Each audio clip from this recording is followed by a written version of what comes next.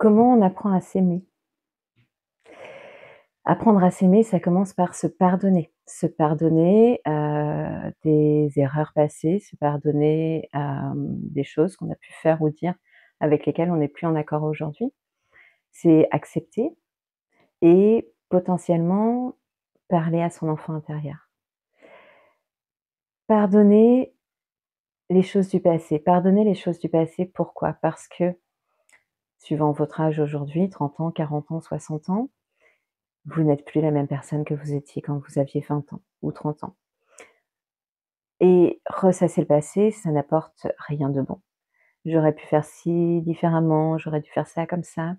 Oui, tu aurais peut-être dû, tu aurais pu, mais à l'époque, si tu l'as fait de telle ou telle manière, c'est parce que tu étais inspiré de le faire comme ça. C'est parce qu'à ce moment-là, ce que tu as fait te semblait être la chose la plus juste ou peut-être que tu n'avais pas les clés de la réflexion pour te poser la question.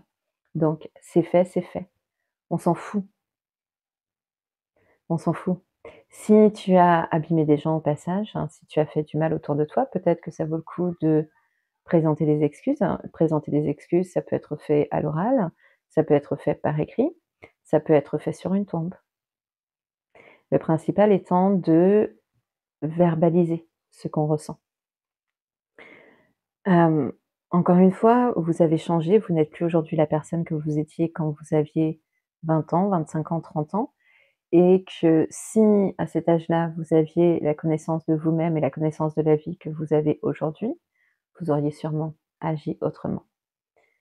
Ce qui est fait est fait.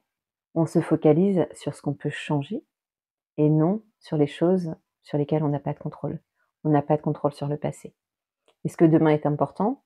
Pas vraiment non plus. Ce qui compte, c'est là maintenant. Vous pardonner à vous-même, ça peut aussi passer par communiquer avec votre enfant intérieur. Alors là, peut-être que certaines d'entre vous vont dire: «Ah, elle est perchée». Peut-être que je suis perchée, mais c'est pas grave. Hem, Pourquoi on communique avec son enfant intérieur? Moi, je pense que c'est absolument indispensable, mais vraiment j'insiste, c'est pas primordial, c'est indispensable. Quand on est une maman ou quand on est une femme avec un TDAH, de parler à l'enfant intérieur parce que notre enfant intérieur, il a été blessé. C'est même pas il a peut-être été blessé, c'est il a été blessé, clairement. Le trouble du déficit de l'attention avec ou sans hyperactivité, à tort, on l'appelle trouble du déficit de l'attention, ce qui sous-entendrait que, hem, les seules dérégulations qu'on a, c'est sur l'attention, c'est petits problèmes d'organisation, petits problèmes d'étourderie, problèmes de concentration. Le TDAH, c'est extrêmement plus profond que ça. Ça n'est pas que ça, le TDAH, c'est aussi des problématiques pour lier des amitiés, des problématiques liées, à peut-être une hypersensibilité, à une émotivité exacerbée. C'est aussi se sentir en décalage, ne pas trouver sa place dans la société, ne pas avoir d'amis quand on est petit, s'entendre dire à longueur de temps qu'on n'est pas assez bien, qu'on réussira pas dans la vie, que, on est feignant et cetera. Je pense qu'il serait complètement, fou de nier que ça a un impact sur l'enfant. Hem, Personnellement, j'ai beaucoup souffert. J'ai énormément souffert quand j'étais gamine et aujourd'hui je comprends et non, je n'étais pas feignante et non, je n'étais pas plus stupide que la moyenne, j'étais juste différente. Mon cerveau fonctionne différemment, c'est tout. Ça n'est pas un crime, enfin pas encore. Hem Et du coup, mon enfant intérieur, je lui ai présenté des excuses, première des choses, de ne pas avoir compris, mais en même temps, je lui ai expliqué que ça n'était pas son rôle d'enfant que de comprendre ça. Et qu'aujourd'hui, que nous avons compris qui on est et pourquoi on est comme ça, eh bien, je le rassure, la vie est vachement plus douce. Comment on communique avec son enfant intérieur? Il y a plein de manières différentes de faire. Vous pouvez vous mettre, dans un état méditatif, vous pouvez trouver des bandes, d'hypnose, sur YouTube également. Moi, ce que je fais tout simplement, c'est que je mets une main ici et puis je ferme les yeux et je lui parle. Je visualise, je me revisualise, moi petite, hein, et puis, je me parle en me disant, «Je te tiens la main, tu auras toujours, quelqu'un sur le chemin, tu vas trouver l'amour, tu vas trouver la paix intérieure, tu vas grandir et devenir, un adulte, tout à fait respectable» et des fois, il se passe des trucs dans la vie où vous pouvez vous sentir un peu émotive, un peu submergée et vous comprenez pas nécessairement, ça a pas de lien avec votre vie d'aujourd'hui, eh bien, possiblement que ça résonne avec l'enfant que vous étiez. Il y a pas longtemps, je suis retombée sur, je faisais du tri dans mes papiers et je suis retombée sur mes bulletins scolaires de quand j'étais gamine et je suis retombée sur, notamment le résumé de ma maternelle et bref, je vous passe les détails et en gros, la ligne finale, c'était, enfant intelligente, mais attention, peut-être trop rêveuse, trop tête en l'air. Et quand j'ai lu ça, j'ai été prise, d'une vague d'émotions qui m'a complètement chamboulée, j'en ai pleuré.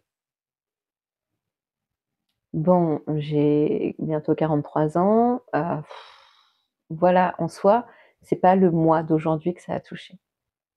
C'est mon enfant intérieur qui s'est revu, en fait, à 5 ans, en maternelle, s'entendre dire des choses aussi terribles que ça. Et puis c'est peut-être moi, maman aussi, aujourd'hui, qui me dit: «Ma fille a 5 ans», donc j'ai fait le parallèle et comment est-ce qu'on peut dire à un enfant de 5 ans qu'il est trop rêveur? Ma fille, au contraire, je lui dis: «Mais vas-y chérie, rêve, rêve!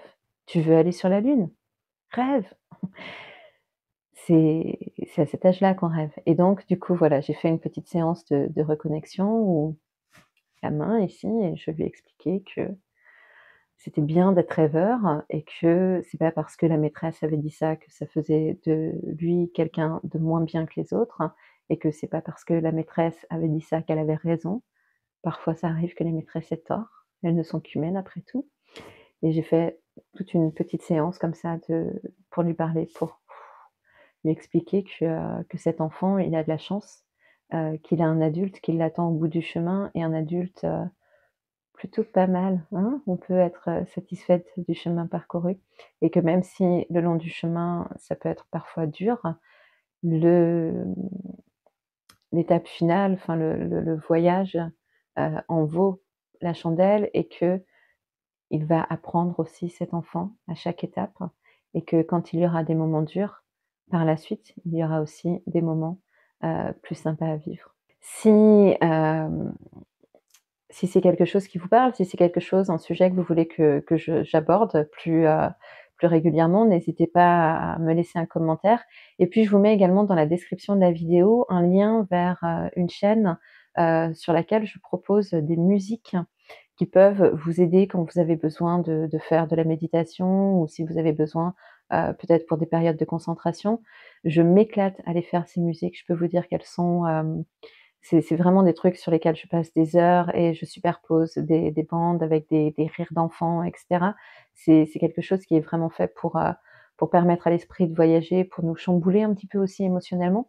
Donc n'hésitez pas, à aller visiter ma chaîne de musique et bien sûr pour plus de contenu pour les mamans TDAH, abonnez-vous à la chaîne. À très bientôt.